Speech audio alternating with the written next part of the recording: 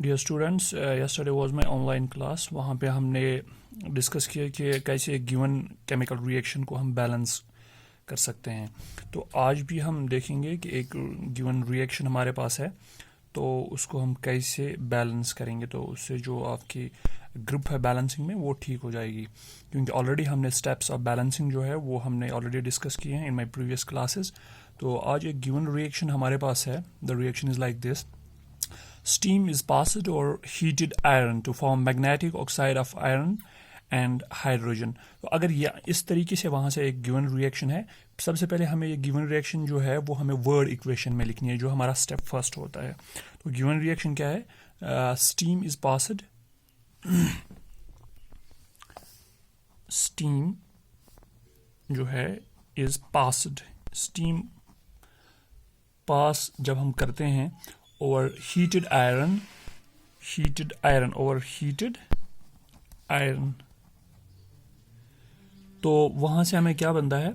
Magnetic oxide of iron to form magnetic oxide of iron, जिसकी formula जो है वो Fe3O4 एंड हाइड्रोजन, और हाइड्रोजन बनता है.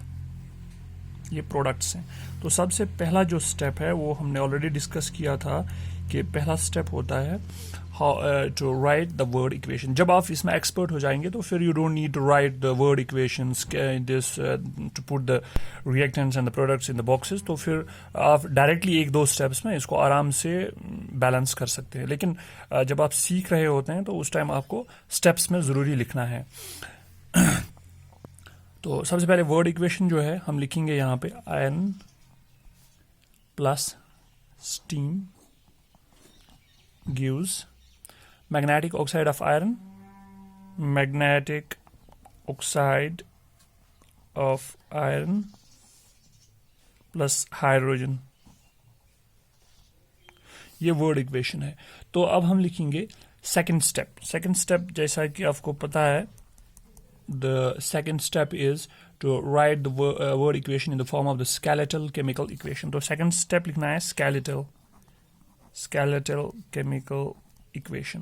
अब skeletal chemical equation हम कैसे लिखेंगे? उसमें क्या करते हैं हम?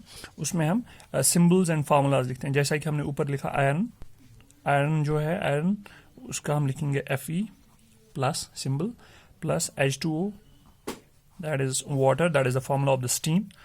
तो वाटर किसी भी स्टेट में है, चाहे वो स्टीम की स्टेट में या आइस में है, सॉलिड स्टेट में, लिक्विड स्टेट में और वेपर्स में, तो उसकी फार्मूला चेंज नहीं होती है, because it is a physical change. तो इसका फार्मूला H2O रहेगा स्टीम का, and it will give us when these two react iron and water the steam. तो ये हमें देता है magnetic oxide of iron, that is Fe3O4 plus H2. तो ये हमारे पास एक स्केलेटल केमिकल इक्वेशन बन गई. अब ये जो स्केलेटल केमिकल इक्वेशन है, हमारा थर्ड स्टेप होता था कि हम इसको हर एक सिंबल को, हर एक फार्मूला को हम बॉक्स में इनक्लोज करते थे. तो चलिए हम करेंगे यहाँ पे. Later on you don't need to do it, क्योंकि जब आप सीख जाएंगे अच्छे तरीके से तो आप एक दो स्टेप्स में आराम से एक केमिकल रिएक्शन को बैलेंस कर सकते हैं. तो बॉक्सेस का क्या मतलब होता है कि you can not change the subscript and you can not change the symbol और the formula of any of the chemical substance. आप उसको चेंज नहीं कर सकते. तो यहाँ पर मैं ऐड करना चाहूँगा जो ये मैग्नेटिक ऑक्साइड ऑफ आयरन है. आयरन के there are 3 oxides of the iron. एक होता है FeO, that's called the ferrous oxide. Then another one is Fe2O3, that is called the ferric oxide, and another one is Fe3O4, that is called the magnetic oxide of iron. तो अगर आप add भी करना चाहते हैं यहाँ पर हम लिख सकते हैं. एक हो गया FeO, और then second is Fe2O3 and third one is Fe3O4. ये फेरस ऑक्साइड है. This is ferrous oxide, this is ferric oxide, and this is magnetic oxide of iron. Magnetic oxide of iron. इनमें iron की different valencies होती है, वो हम कभी किसी और टॉपिक में डिस्कस करेंगे. Magnetic oxide of iron. तो हमारा सेकंड स्टेप जो हमने लिखा that was the two write the skeletal chemical equation, वो हमने लिखा। फिर हमने ये सिंबल्स एंड फार्मूलाज को इनक्लोज किया इन the boxes. Now the third step it will be the listing the number of the atoms of different elements, listing the number of atoms, listing the number of atoms. सबसे पहले हम देखेंगे reactants की तरफ से कितने हमारे पास एटम्स हैं, कितने टाइप्स के एटम्स हैं। लाइक सबसे पहले हमारे पास है आयरन है हमारे पास Fe, तो हम यहाँ पर Fe लिखेंगे। उसके बाद Fe के बाद आता है H2, H2 में हाइड्रोजन है तो H है। उसके बाद वो ऑक्सीजन है तो हम O लिखेंगे। तो ये 3 एलिमेंट्स टोटल हैं हमारे पास फ्रॉम द रिएक्टेंट साइड। जाहिर सी बात है कि यही 3 एलिमेंट्स हमें वापस कहाँ पर मिलेंगे, प्रोडक्ट साइड में। इनके अलावा कुछ और नहीं होगा, लेकिन रीअरेंजमेंट ऑफ एटम्स वो तो डेफिनेटली होता है केमिकल इक्वेशन में, केमिकल रिएक्शन में। तो यही 3 एलिमेंट्स हमें प्रोडक्ट साइड में भी मिलेंगे, लेकिन there will be the difference of the atoms. Now अब हम देखेंगे रिएक्टेंट साइड में, जिसे हम लेफ्ट हैंड साइड कहते हैं, और प्रोडक्ट साइड को हम राइट हैंड साइड RHS कहते हैं। लेफ्ट हैंड साइड में अगर हम देखेंगे तो ऊपर इस स्केलेटल इक्वेशन में आयरन का एक एटम है। ओके, आयरन का जो एटम कितने हैं वो एक है, लेकिन प्रोडक्ट साइड में अगर हम देखेंगे there are 3 Fe3, there are 3 atoms of iron, तो यहाँ पर हम 3 लिखेंगे।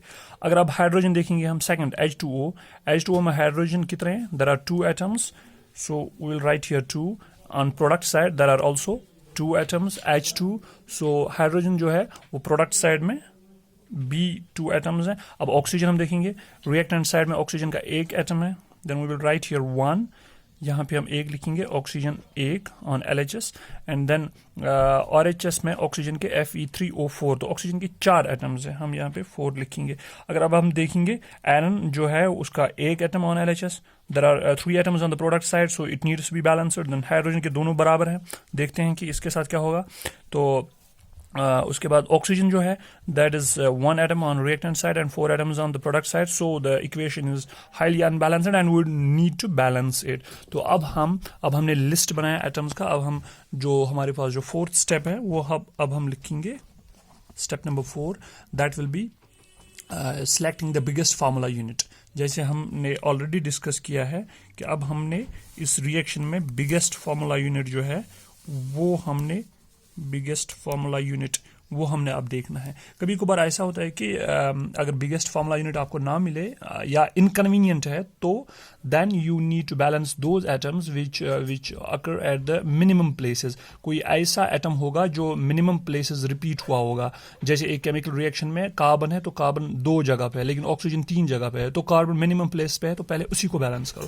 लेकिन first of all we will go for the biggest formula unit here the biggest formula unit is Fe3O4। या आप रिएक्शन में देख सकते हैं यहाँ पर Fe3O4 जो है, इससे बड़ा कोई फार्मूला है नहीं। तो Fe3O4 में भी अब अगर हमने ये सिलेक्ट कर लिया फॉर बैलेंसिंग सबसे पहले, तो Fe3O4 में अब किसको बैलेंस करेंगे, आयरन एटम्स को बैलेंस करेंगे या ऑक्सीजन एटम्स को। We need to balance the oxygen atoms because it has the highest number of the atoms here. Oxygen it has 4 atoms but iron it has only 3 atoms, so we need to balance the oxygen atoms at first in this biggest formula unit of Fe3O4। तो अब हम क्या देखेंगे, जो ये reaction हमारे पास है इसमें ऑक्सीजन के ओनली एक एटम है on the reactant side and there are 4 atoms on the product side. So what we need to do, in order to balance the oxygen atoms, we need to multiply this H2O. We need to put a coefficient on its left side, coefficient, whole number coefficient 4। अगर हम यहाँ पे 4 यहाँ पे coefficient डालते हैं तो 4 जो है, एक तो वो ऑक्सीजन के एटम्स 4 बन जाते हैं, लेकिन साथ साथ में ये हाइड्रोजन का जो सबस्क्रिप्ट है 2, वो कोई भी कोफिशिएंट सबस्क्रिप्ट के साथ मल्टीप्लाई हो जाता है। तो हाइड्रोजन के अब बन गए 4 × 2 दे आर 8 एटम्स नाउ। ये भी हमने देखना पड़ेगा। अब हम फिर से ये फॉर्मूला देखते हैं। Fe लिखेंगे यहाँ पे हम Fe plus H2O, it gives Fe3O4 plus H2।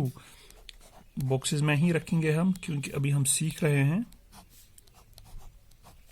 तो हमने क्या किया, यहाँ पर 4 एटम्स ऑफ ऑक्सीजन, यहाँ पर एक ही एटम है ऑक्सीजन का, हमने यही एटम सेलेक्ट किया इस बिगेस्ट फार्मूला यूनिट में। तो डेफिनेटली हमने यहाँ पे होल नंबर कोफिशिएंट जो है वो 4 डालना है ऑन इट्स लेफ्ट साइड। तो इस 4 से अब हमने डाल दिया। इस 4 से क्या हो गया, ऑक्सीजन के एटम्स तो बैलेंस हो गए, 4 एटम्स ऑफ ऑक्सीजन यहाँ पर भी 4 बैलेंस हो गए ये, लेकिन हाइड्रोजन का क्या हुआ, जब भी हम कोई कोएफिशिएंट डालते हैं किसी भी फार्मूला के लेफ्ट साइड में, तो ये कोएफिशिएंट जो है मल्टीप्लाई हो जाता है सबस्क्रिप्ट के साथ। ऑक्सीजन का यहाँ पर सबस्क्रिप्ट 1 है, जिसका कोई सबस्क्रिप्ट नहीं होता है उसका 1 होता है, तो 4 × 1 = 4, इट मीन्स ये बैलेंस हो गया।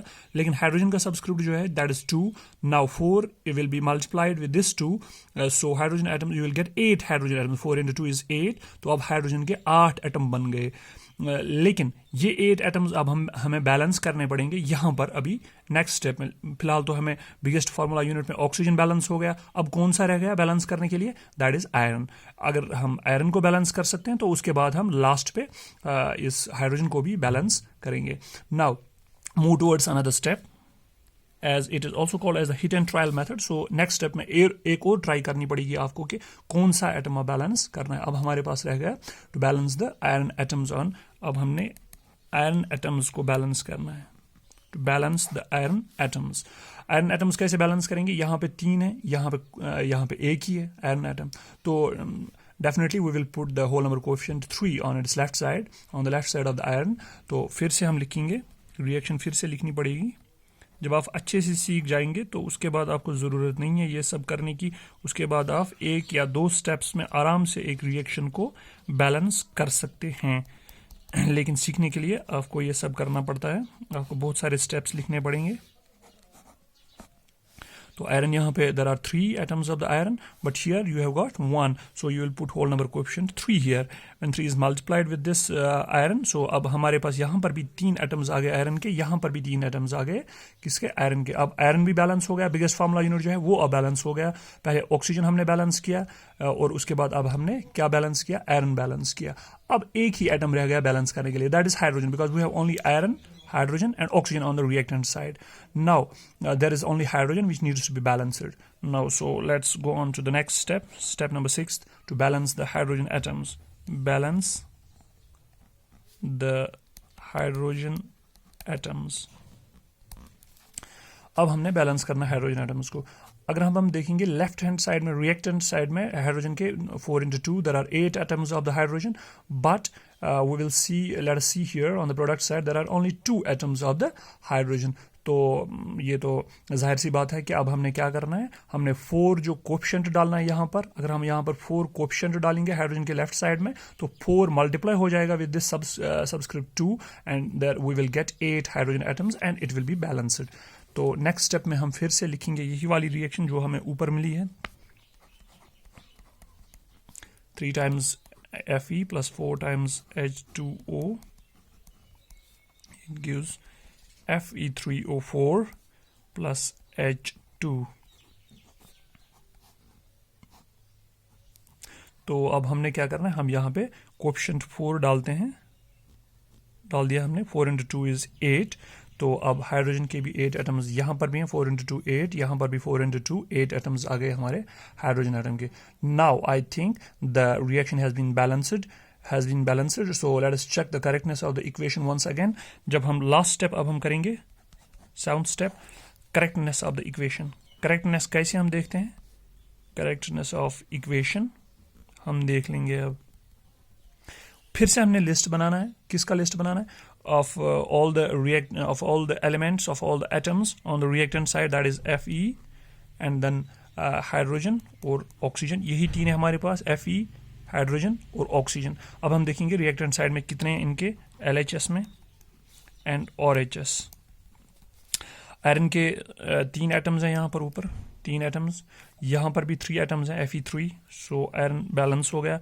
हाइड्रोजन के यहाँ पर है हमारे पास 4 × 2 8 atoms of the hydrogen and product side में भी अगर हम देख लेंगे 4 × 2 8 एटम्स ऑफ हाइड्रोजन। देन उसके बाद हमने देखना है ऑक्सीजन।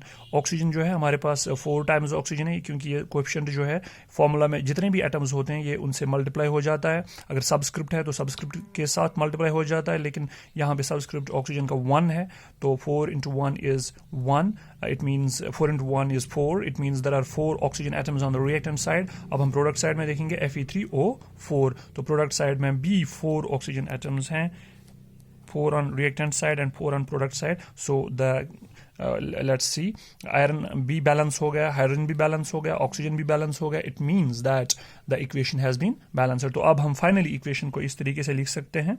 अब हम लिख सकते हैं thrice या 3 times Fe plus 4 times H2O, it gives Fe3O4 magnetic oxide of iron plus 4 times H2, that is hydrogen. So अब ये जो इक्वेशन है अब ये बैलेंस हो गई. तो जैसा कि मैंने पहले भी बोला, जब आप अच्छे तरीके से डिफरेंट केमिकल इक्वेशंस को इसी तरह से घर में आप करेंगे प्रैक्टिस, तो प्रैक्टिस के बाद आपको 1 या 2 स्टेप्स में एक केमिकल रिएक्शन बैलेंस करनी आएगी.